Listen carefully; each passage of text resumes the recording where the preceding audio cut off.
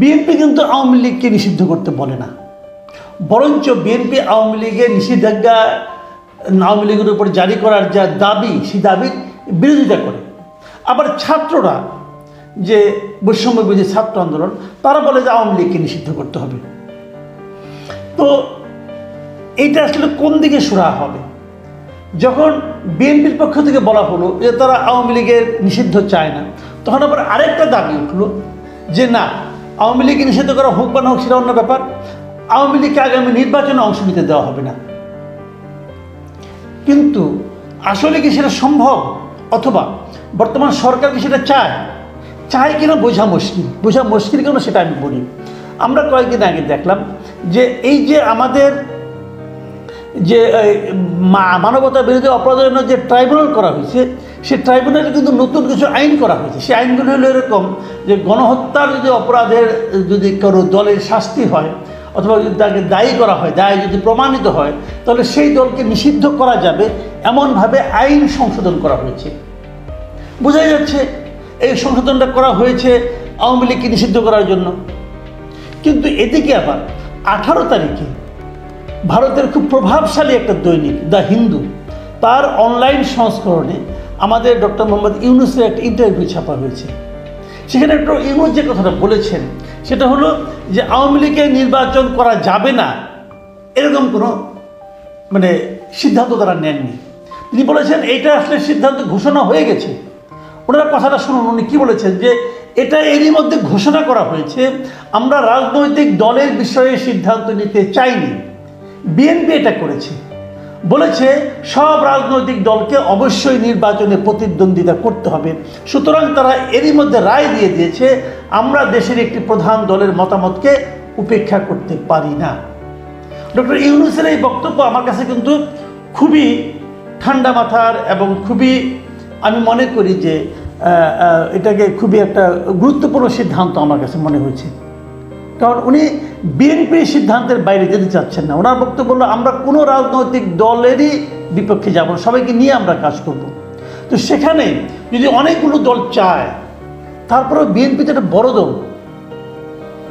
এই প্রশ্নটা কিন্তু উঠছে যে রাজনীতি করতে আপনি দেবেন কিনা, নির্বাচন করতে আপনি দেবেন কিনা। এবং ডক্টর ইউনূসের কথা থেকে বোঝা যাচ্ছে যে বিএনপির যে দাবিটা, বিএনপির যে বক্তব্যটা, এই বক্তব্যটাকে উনি গ্রহণ করেছেন। এবং উনি বলেছেন যে আমরা তো রাজনীতিবিদদের আকাঙ্ক্ষাকে বাস্তবায়ন করতে চাই, আমরা তো নিজের কোনো বক্তব্য নাই, আমরা তো কোনো পক্ষ না। ওনার এই যে বক্তব্যটা, এই বক্তব্যটা কিন্তু আমি ব্যক্তিগতভাবে খুবই পছন্দ করি এই কারণে, উনি তো ভাই এমন কিছু সিদ্ধান্ত নিতে চাইবেন না যার মাধ্যমে নাকি দেশে একটা রাজনৈতিক কেওয়াস তৈরি হয়, সেটা ওনার জন্য ভালো হতো না। কিন্তু এই যে সিদ্ধান্তটা নিয়েছেন বিএনপির কথা অনুযায়ী, অথবা বিএনপিকে যেভাবে উনি সমর্থন করেছেন, অথবা বিএনপির কথাটা বলেছেন যে এটা ঘোষণা হয়ে গেছে, এই কথা থেকে কেওয়াজ হবে না, এটাকে উনি কীভাবে সামাল দেবেন? দেখুন, আমি কয়েকটা কথা বলি আপনাদেরকে।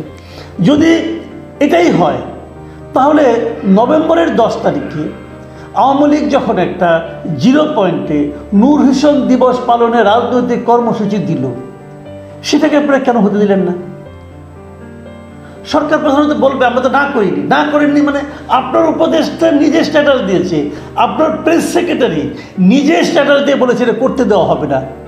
তাহলে আপনার ঠিক আছে, উপদেষ্টা উনি ছাত্রদের মাঝখান থেকে এসেছেন, আমার কিছু বলার নাই, তাহলে আপনার প্রেস সেক্রেটারি কী করে বললো স্ট্যাটাস দিয়ে যে ওখানে তাদেরকে কোনো জনসভা করতে দেওয়া হবে না?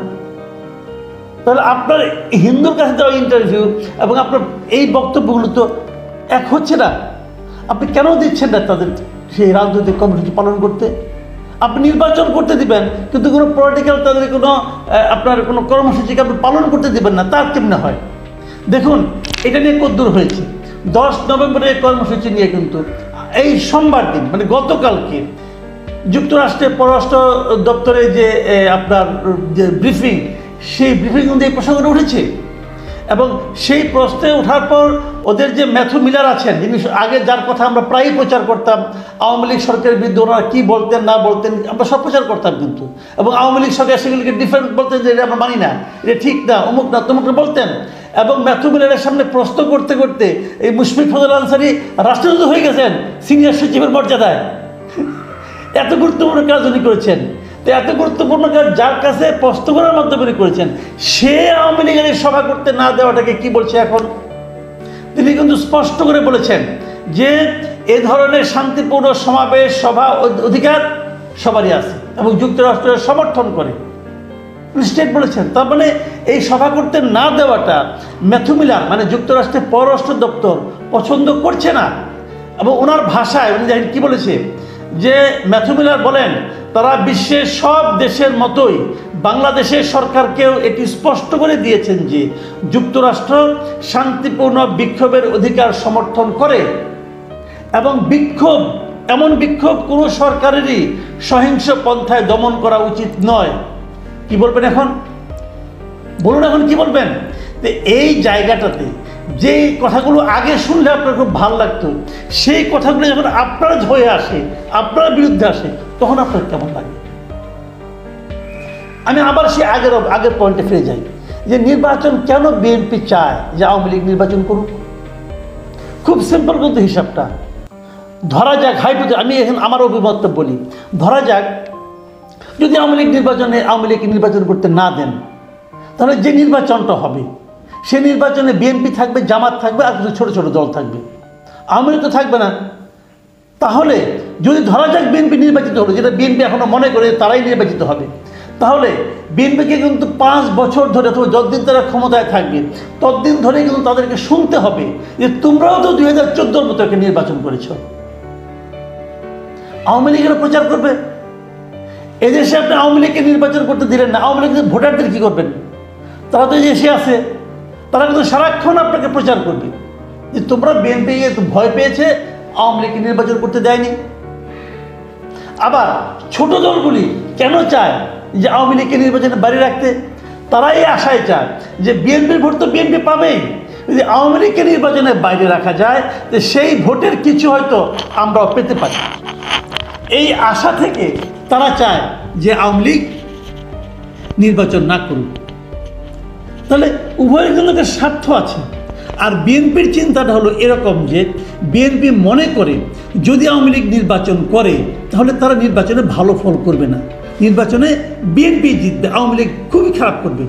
তখন তারা বলতে পারবে যে আওয়ামী লীগকে জনগণই প্রত্যাখ্যান করেছে।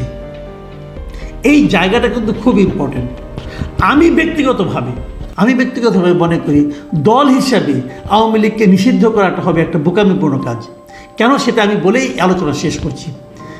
এই কারণে যে ধরেন আমার প্রস্তাব হচ্ছে আওয়ামী লীগের প্রত্যেকটা লিডার, সেন্ট্রাল লিডার, প্রত্যেকটা মন্ত্রী সকলকে বিচারের আওতায় আনা হোক, সকলকে। কারণ এরা সবাই কোনো না কোনো অন্যায় করেছে, এদের অন্যায়ের কোনো মাপ নাই।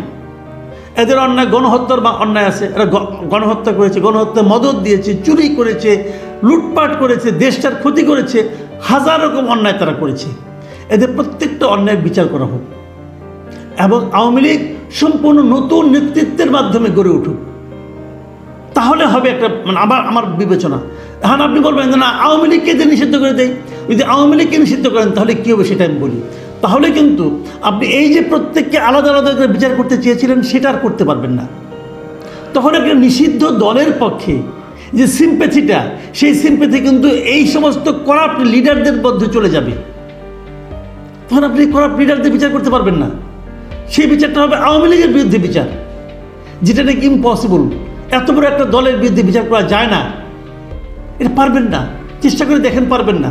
জামাতকে নিষেধ, জামাত একটা ছোটো দল আওয়ামী লীগের তুলনায়, সেই জামাতকে আওয়ামী লীগ কিছুই করতে পারে না। এটা সম্ভব হয় না কখনো। কাজেই যখন দলকে নিষিদ্ধ করার চেষ্টা করবেন তখন এই দলের করাপ্ট লিডারশিপগুলি কিন্তু আর ধ্বংস হবে না, তারা আবার সে আগের অবস্থায় থেকে যাবে এবং তাদের উপর ভর করে কিন্তু দলকে দাঁড়াতে হবে। কাজেই যদি আপনারা প্রকৃতপক্ষে এই দেশের এই দুর্ভোগের জন্য যারা দায়ী সেই নেতৃত্বের বিচার করতে চান, তাহলে ব্যক্তি হিসেবে প্রত্যেকটা নেতৃত্বের বিচার করেন, দলকে নিষিদ্ধ করার চেষ্টা করেন না। এবং আমি মনে করি এই পয়েন্টে বিএনপি খুবই সঠিক পথে আছে।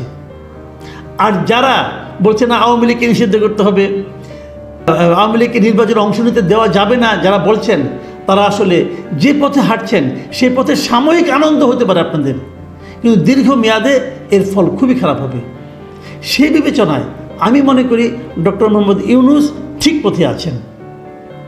এবং ডক্টর মোহাম্মদ ইউনূসের এই চিন্তাটাকে আমি খুবই সুচিন্তিত এবং রাষ্ট্রনায়কোচিত মতামত বলে মনে করি।